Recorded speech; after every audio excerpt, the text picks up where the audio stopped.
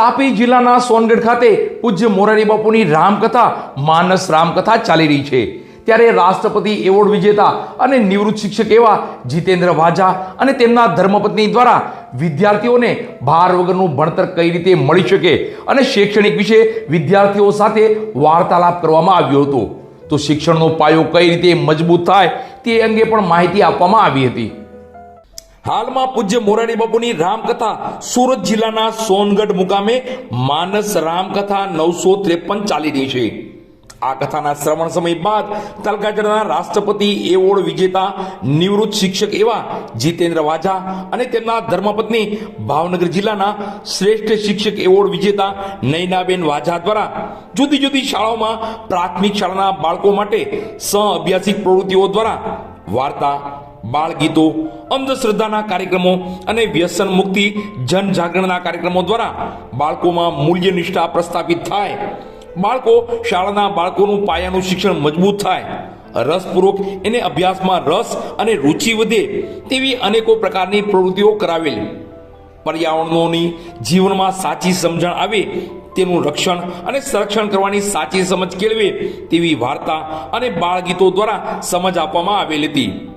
હાલના સાંપ્રત સમયમાં વ્યસનોનો લોકો ખૂબ જ શિકાર થઈ રહ્યા છે, જેનાથી કેન્સરનું પ્રમાણ દિન પ્રતિદિન વધતું જાય છે।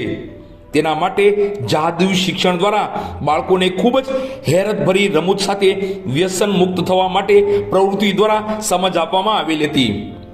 આ સાથે જ અંધશ્રદ્ધામાંથી બહાર આવી વૈજ્ઞાનિક સમજ કેળવે તેવી જાદુઈ પ્રવૃત્તિ દ્વારા બાળકોને રમૂજ દ્વારા શિક્ષણ અપાઈ રહ્યું છે। અતિ પછાત અને અંતરિયાળ ગામોમાં આવી સેવાકીય પ્રવૃત્તિ કરાઈ રહી છે।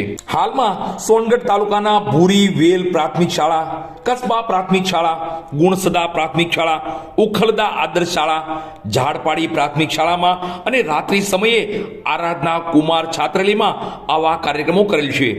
ત્યાંના સંચાલક દિલીપભાઈ વસાવા તથા તમામ શાળાના શિક્ષક અને તમામ પ્રાથમિક શાળાના આચાર્યશ્રીઓ અને શિક્ષકો તરફથી ખૂબ જ સહકાર મળેલ અને શ્રી સુદામભાઈ સાટોટે, ગંગા સમગ્ર તાપી પ્રાંત અધ્યક્ષ શ્રી મુકેશભાઈ ચોપડે, સંપર્ક આયામ અધ્યક્ષ ગંગા સમગ્ર તાપી પ્રાંત, તેઓનો સહકાર અને સહયોગ દ્વારા આ કાર્યક્રમ સફળ બનાવવામાં આવેલ।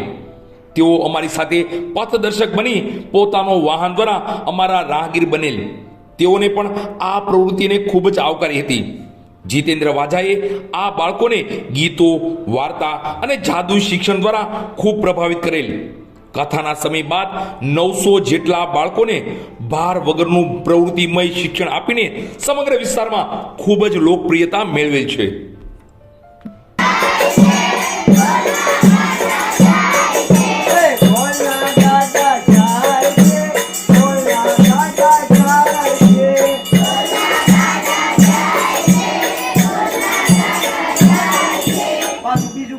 हेलो गोलो बाबो ए देसी गोला नहीं तो हूँ लाडो खाए तुम्हारे मोटा में लाड पड़ी जाए।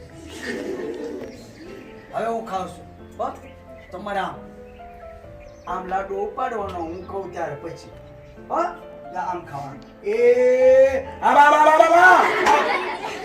આમ નમવાનું આ બે હાથે આમ ચલો રેડી ઉપાડો એ